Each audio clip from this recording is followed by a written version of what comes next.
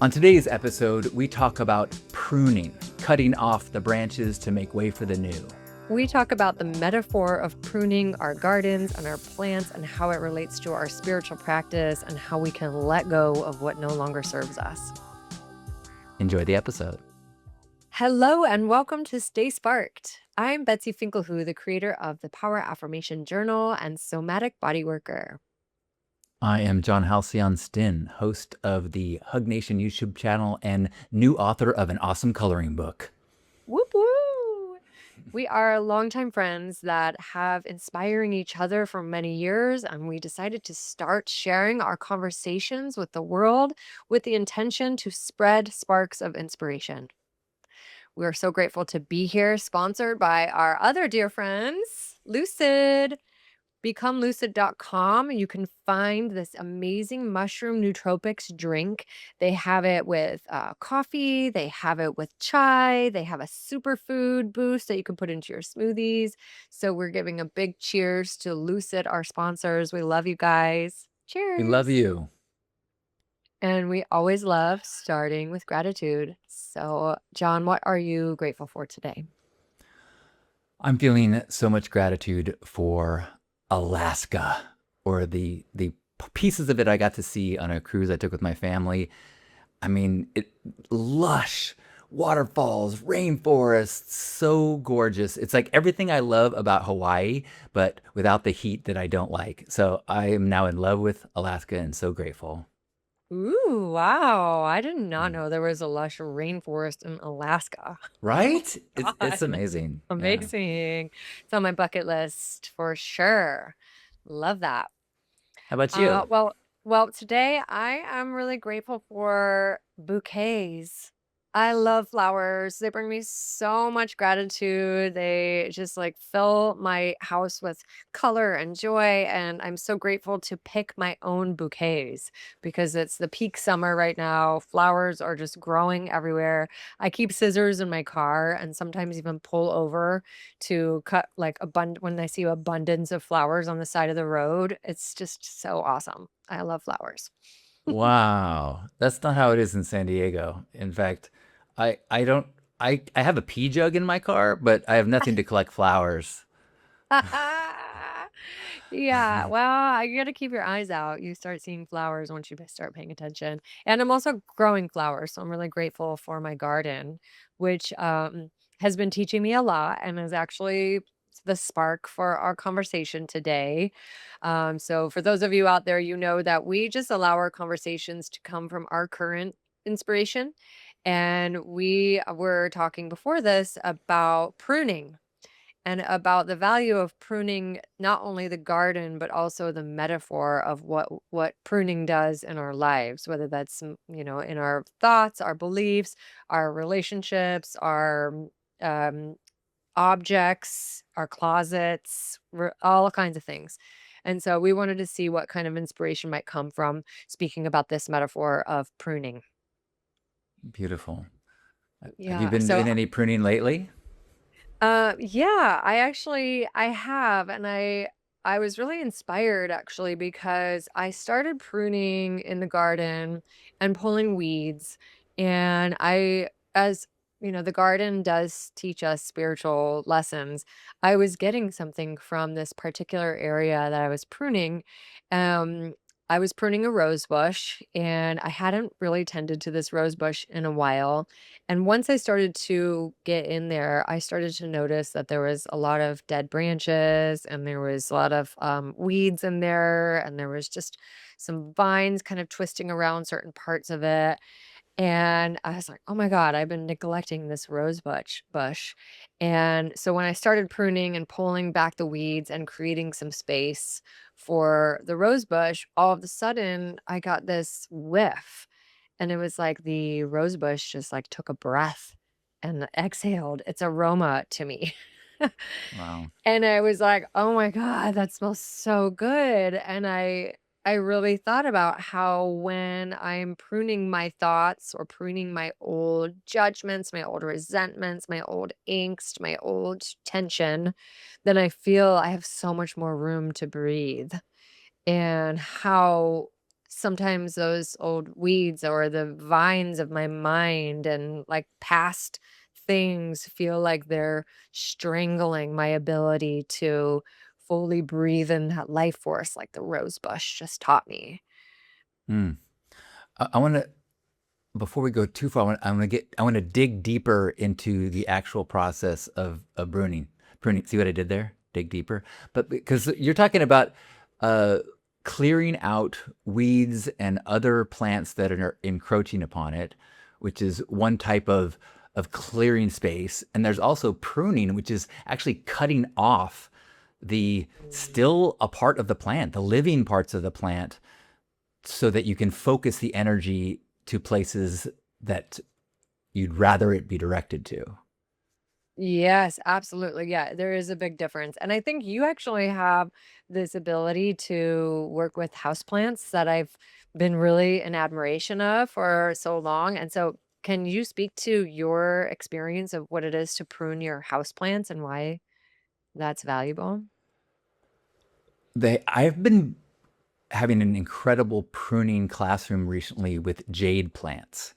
And the the place that I live in now has an incredible jade forest, but it gets leggy after a while, meaning the stems start to get thinner and longer as the branches are trying to find sunlight. And so they're thin, weaker branches, and it's so hard for me to cut anything off of a living thing. You know, it's like, how dare I? This has gone so much trouble of growing these branches. But a few months ago, I cut back these really leggy, so it's just like a stump. You know, and but what has happened is where you cut back, the plant has all the same uh, infrastructure, its roots, its ability to take as much of the things that it needs, but it no longer has those long, pathways to fuel. So it takes all of its energy and creates these bursts of fresh new growth where it once was stumps. So I these these plants that I was so embarrassed of how I turned them into green things into brown sticks are now these like compact, really lush jade plants. And it's exactly the metaphor happening, where it's like you have to cut away the parts that have been lingering and are no longer really doing the job that they could, to make space for something fresh. Yes, I love that. Oh, I love jade plants. Yes. And I think that there's something so valuable about doing it in your house too. We have some big plants and I was just noticing how there's a lot of leaves coming off certain ones. And some of those leaves are still very much alive, but they're older and they're taking up space. And so I was thinking about how when we prune a house plant or an outdoor plant, then we cut that off, then it creates space for the new growth to come through. And Mm-hmm. why that's so important, right? If there's old growth, it's just density, right? Or like even my flowers.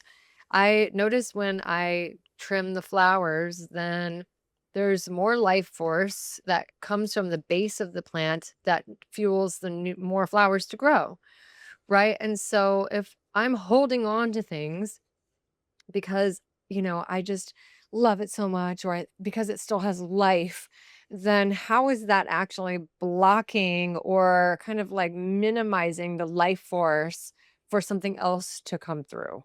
Right. And it kind of right goes back to, for me, the metaphor of like having a lot of stuff. I love clearing things out and getting rid of things. I'm constantly doing clothing exchanges so I can clear stuff out. I love taking things to donation centers and going through my house periodically and creating space because then there's space for something else to emerge. I I feel like the plant metaphors is gonna get keep me excited for a few hours now. But a couple more that keep popping in my mind is Lisa and I, we almost daily walk to the neighborhood rose garden. We've got a community rose garden, and we go and we pinch off the blooms because that's one of the things that you do for a rose is right after it blooms, you pinch off the now dead end of it so that it no longer keeps sending energy there. Because if you let it go, you'll notice these rose hips, these big bulbs will start to grow, and so the plant just keeps sending all of its energy there. But if you clip it off, it can then use it for roots or for new growth. Yeah. And I always, whenever we're doing it, I go, I hope the neighbors understand that what we're doing is good for these plants and that I'm not actually desecrating the garden. Yeah, absolutely. It's the same thing with the Tulsi. Holy basil has been my new favorite plant this summer. It's an annual, but it's a type of basil that flowers in this really beautiful way. You can make tea with it or take baths, and it's just really calming. It's similar to lavender. But what happens is when you trim the flowers, then the whole plant bushes out. And so I think it's just so beautiful to watch. And also like to keep coming back to my own spiritual practice around how much can I let go of what's good in order for something else that's unknown to blossom and bloom. Yeah, well, and I think we get caught up in the story of bigger, better, longer, more. And that doesn't always serve things. Like a very common house plant is the pothos. If you're watching, you can I have one hanging behind me. And I frequently visit people's houses and they have like a spindly pothos that is it's way long. It's dropped a bunch of leaves, so it just kind of it's super long and sparse leaves, and it doesn't look that great because I don't think they understand that if you cut it, that same root structure will start to create a lush version of itself. So I'm constantly my pothos, as soon as they get to the edge of their pot, a nice dangly level, I cut it off and then stick that cutting into water and propagate it. And so the plant itself just stays super healthy and it and thrives, and you get free plants when you do it that way. I love that. Yes. Oh yeah, that is so good. Yeah, I love the pothos in particular because they just are so beautiful and you can do so much with them. I'm particularly feeling inspired because I recently did a little pruning of a our mantle, the fireplace mantle. There was some stuff up there that had been up there for like 5 months, 6 months, and I could feel it was almost like how the plants sometimes just like start getting really thick and dense and there's dust. And I could feel like, ooh, I need a prune up there. And so I did, and now it's so clear, and I notice how that impacts my thinking. And maybe Mm, other people are different, but I think there's a psychology about our environment. And there's actually, I think there's a YouTube video that is called The Psychology of Making Your Bed. Jordan Peterson, maybe. I'll yep. look it up and put it in the show notes. And there is a psychology about how our environment impacts us. And so when there's a lot of clutter or excess, then there's a subtle energetics in our brain and how we see things and how we're able to function. And I'm particularly sensitive to that. So it felt so good to like prune all the knickknacks. I do that like every season or so, like take all the knickknacks and either put them in a box or get rid of them. It reminds me. I'm gonna blank on the name, but some famous rich guy.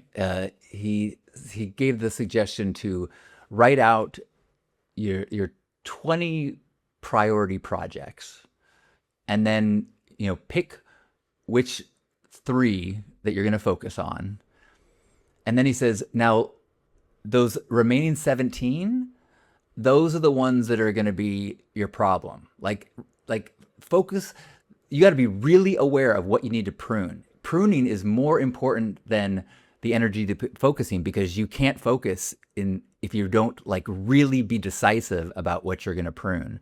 Which I thought was like oh wow, that's hard. That's hard. And I love that you're bringing that up because that just came up in conversation last weekend with my partner about how do we get to a place of surrendering certain ideas and maybe half finished projects or different things that might have brought inspiration at one point, but now have been sitting on the back burner or kind of like put aside. And it's kind of being like an open tab. Yeah. And when do you know when it's time to close that tab? Like, I'm not gonna read that article. It's been open on my browser for like a year. I'm gonna close the tab or I'm gonna just read it. Maybe reading it is gonna be the pruning. Maybe finishing the projects is the pruning. Or maybe the pruning of the projects is just saying, you know what? I'm not gonna do it. Like I know for me, I did a lot of that with sewing because many of you, if you've known me for a long time, I love sewing and I used to have a clothing company and I did made all my own clothes and I collected tons of fabric and pieces and clothes to upcycle and there were so many dreams within it. Ooh, this has potential and that has potential and ooh, I'm going to take this ruffly thing, I'm going to do that when I have time. Right? But then, life will continue to pull attention, and it felt really good to just go like, "You know what? That was a really great idea." I think of, ideas also as sort of like my own tree. I'm gonna, like, do a little trimming and pruning of my ideas because 'cause I'm such a yeah, sometimes too many ideas, like, "What about this? Or maybe that, or maybe I'll do this one day." And then I think the value of also pruning some ideas also takes some of the pressure off. Like I was talking to a friend the other day about a book idea she had. One day I'm going to write a children's book about dot dot dot. But I just haven't and I don't know. Maybe I will, maybe I won't. And it's like, okay, well, how long do you want to have that taking up your consciousness? And also, does the longer that you have that in your consciousness and the longer you're not doing it, how is that going to affect you? Right? Because for me, the longer I have an idea in there that I don't do, the more likely I have shame that I'm not doing it, or I feel like, "Oh, I haven't done that thing I said I was gonna do, and it's still lingering there, and when am I gonna do it?" And now it becomes pressurized, and then it's actually not coming from joy. Mm. I am not very good at fully letting go of things, but I'm I'm getting better at putting my ideas in a place where I know they're there if I want to visit them. I just yesterday actually I was going through my 78-page to-do document that I have that I keep in Google, where I just paste stuff into it, like so that it's not on my to-do list that I have on my desk, but if it comes up again, I'm like, oh, and I can search that document and find that thing. And then, every year or so I go through and find the items which, oh, that's no longer relevant, or that's not Right. that's not as good an idea as I thought it was. And actually yesterday I went through and I took I'm not going to say how many tabs I had open, but I turned a bunch of them into bookmarks rather than just have every tab open of every page that I frequently visit. And yeah, I feel like I've pruned and I've freed up a bit of possible new ideas and thinking in my mind. I love that. That's inspiring. I want to start a document like that. I've heard of that being called the parking lot. I like that. That was Matt Cole's quote. He would use the parking lot as like the just dump all the ideas in the parking lot document or page or whatever, and then you get to come back to it. So that way it's kind of like out of the mind and you can, yeah, just I go like back. that. in in related, I also have a festival tailgating parking lot where I copy paste every like good email or praise or testimonial. Like if I hear something wonderful, I put that into a Word doc so that in case I forget, I can visit that parking lot too. Oh, I love that because words of affirmation is one of your main love languages, like mine. Yeah. and the human mind has a tendency to, or at least parts of me, have a tendency to forget that I've ever done anything good. Yeah, I think that's great. That's actually setting our future selves up to see the garden that we've grown when we're older. Because I think there is that sense of like, what am I doing and what is my legacy and what have I created? And sometimes there can be moments where it's like, oh, I don't know. But then if we have a place to return to and actually see, oh, this is what I created. As soon as we finish something or put it there, or if there's an article or something that like represents our like living legacy, I think that's really Yeah. beautiful. Yeah, and actually, I mean, this happened twice this week, where a part of my mind was getting critical about the the way the algorithm was treating me and Stay Sparked, and how difficult it was to connect with people. And then I got two personal individual examples of individual people who were connected to. And that's the antidote to this vague feeling of, I need bigger, better, more. It's like, well, there's no end to that. But if you can Mhm. remind yourself of these little personal, specific examples, you can always go, okay, yes, yes, yes. It does matter. As I'm saying it, I'm like visualizing. There are these flowers. There's these flower buds. The garden has blooms, and sometimes when you're stuck, it's winter time. You forget. So it's nice to have memories of how beautiful it can be. Yeah, just like a photo of your blooming garden pops up Exactly. when you're like in the dead of winter. It's like, oh, right. It's hard to imagine. Everything seems so dormant. Um, I I particularly love the pruning of the mind, because in the Power Affirmation Journal, which is basically a journal to help you transform your thinking, there's a section in there that is all about releasing. And so it's the system is set up so that way you're exploring what your beliefs are in different areas of life. And then once you get clear about what those belief systems are, you can also write down and see in black and white what are the thoughts and habit patterns of the mind that are ready to be released. And there's something so powerful about catching those thoughts that might be on repeat, right? Because we have thousands and thousands of thoughts every single day, and many of them are on repeat.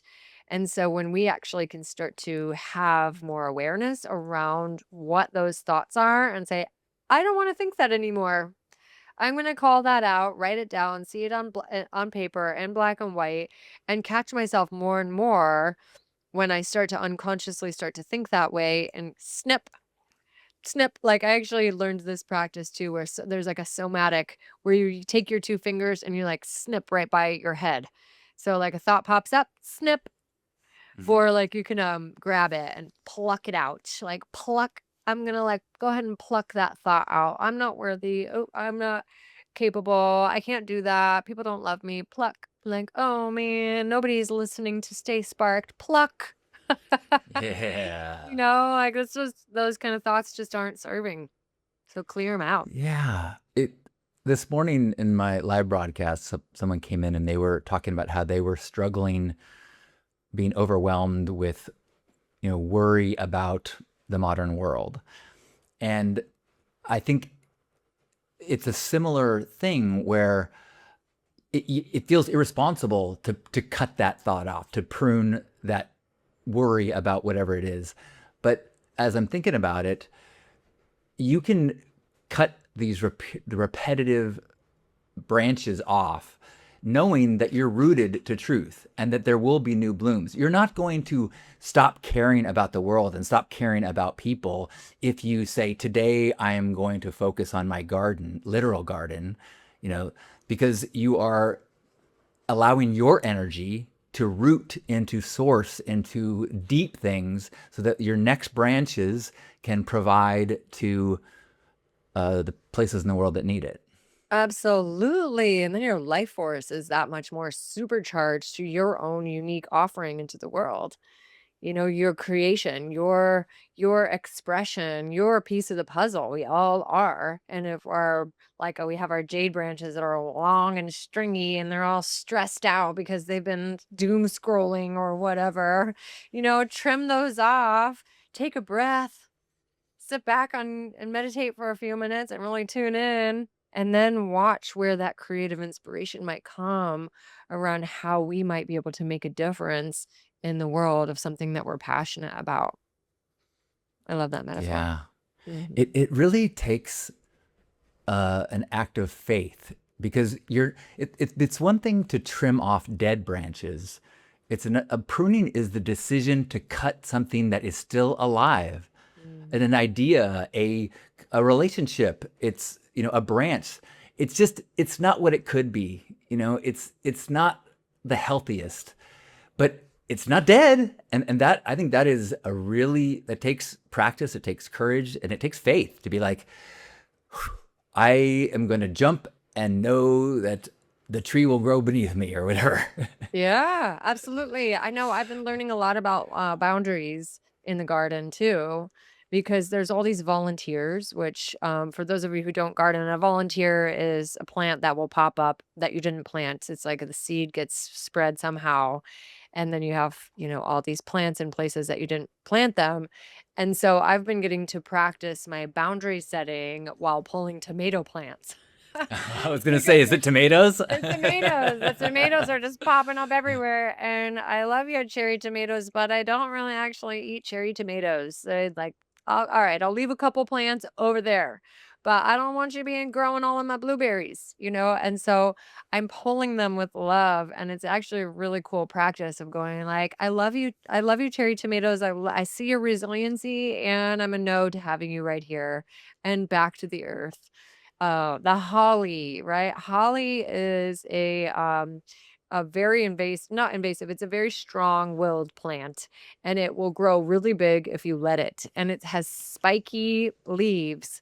And it's a beautiful tree once it grows, but it will definitely be leaving you some spiky leaves all over your yard. And so I see it popping up and I say, "Thank you for your heart medicine, your medicine." And no. I love you, and no. This is such a good one for me, and I think a lot of people, a lot of my clients and friends and people I talk to are like, we get to work on boundaries, and pruning and weeding is Yeah. very good practice. So, yes, thank you and no. It's like another good practice is, if you ever grow things from seed, and you'll put a bunch of carrot seeds, and you'll have a bunch that come up, and there's no way they can all survive. You have to remove all the extra and just allow the space between them. And for me, every time I'm like, oh, you did it. You broke through the crust and you're growing. But I'm sorry. Yeah. You as a whole, it's not going to work. I can't. Energy can't supply all of you, so I'm going to have to pick one. And luckily, in a garden in the natural world, it's so easy to see the cycles of composting and such. So nothing is wasted. Yeah. Yeah, it's so true. Yeah, well, this is inspiring me to go prune my houseplants. I'm like, oh yeah, because there's like something so valuable about creating space and then stay curious around what can happen from pruning. And I think I've been a little scared to do that.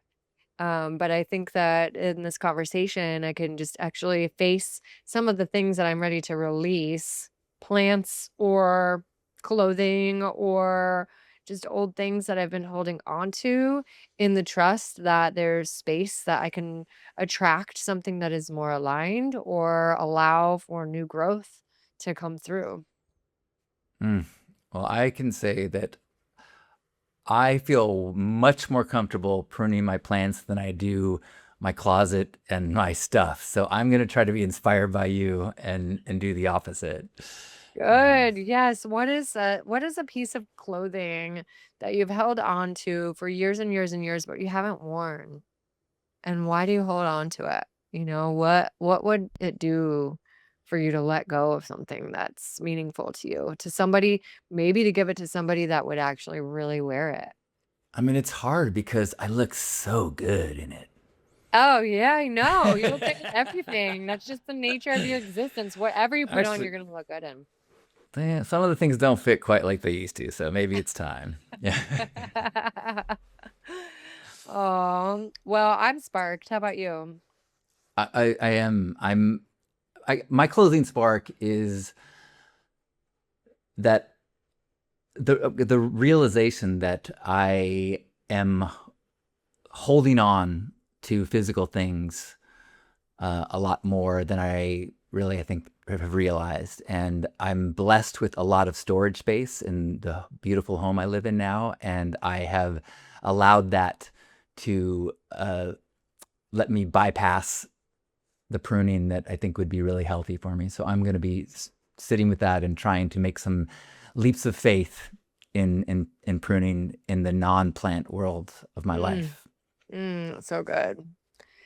My closing spark is really coming back to where I started with this rose bush and recognizing how I wasn't even really paying attention to that undergrowth and the like dead branches and all the weeds that were kind of coming up underneath it, and how that was such a metaphor for me to really start to recognize where are some of my old hurts, my old resentments, my old just stuff that has been quietly, tangled up in the back of my consciousness and sort of limiting my ability to shine and to blossom and to radiate the essence of who I am. And so I'm really grateful for that rose bush today to get in there and pull out some of those dead branches and to really start to pay attention to the stuff that's ready to be cleared out. Beautiful. Yeah. Yeah. All right. Um, Well, in the spirit of our wonderful followers, thank you so much for listening, and we love, love, love for you guys to find us online as well to help to spread our work in the world. So you can find me on poweraffirmation.com. You'll find all of my work there. You'll find my body work, my healing work. You'll find the multifaceted expressions of Finklehoo on there. You'll see lots of things that I love to do. So feel free to hop on my website and send me a message if you like. Always love hearing from people. I love that both of our trees are pruned and yet filled with many, many, many, many activities and passions and things. You can find all my stuff at lifestudent.com. A few I'd like to highlight is I'm looking for one more person to do personal coaching with on a sliding scale. I've got a new coloring book that you can order. I've gotten super into coloring, so you can find that at lifestudent.com. And the Hug Monster YouTube channel is going off. So it's kind of Muppet style, which means it's appropriate for kids, but it'll have humor in it that will make adults laugh. So check out Hug Monster on YouTube, and all those links can be found at lifestudent.com. I love that so much. Yeah. All right. Well, in the spirit of closing with an affirmation, how about I pull a card from the Power Affirmation inspiration deck for us today? That is perfect. Yeah. Okay. All right. I'm going to shuffle. Tell me when. Oh, actually, sorry. I just pulled one. It jumped out at me and it seems perfect. It is I am blossoming. Ah, Oh, perfect. All right. I am blossoming. You're welcome to repeat these affirmations after me. The garden of my life is always evolving, and I am right on time. I live in harmony with the universe, and my growth is infinite. Nature continues to remind me of my own cyclical rhythms. I trust the timing of my growth. Allow love to flower in my heart, mind, body, and spirit. My potential is limitless. I am radiant and blooming. And so it is. Thank you so much, John Halcyon. Thank you to our Thank you, Betsy. listeners. So good. Thank you, Hey, thank you, thank you. We love you guys. we love you. I'm gonna go grab my shears now. Stay sparked. Stay spark, people. Has this conversation sparked you? Send us a note or leave a comment on the Stay Sparked Instagram page or YouTube channel. Reviewing us on Apple Podcasts really helps too. But most helpful of all is when you share us with a friend. We are so grateful to our sponsor, Lucid, makers of delicious functional mushroom and nootropic drinks. And special thanks to Dub Sutra, creators of our beautiful intro and ending music. Find links to me, Betsy, and all of this good stuff in the show notes. Stay sparked, friends.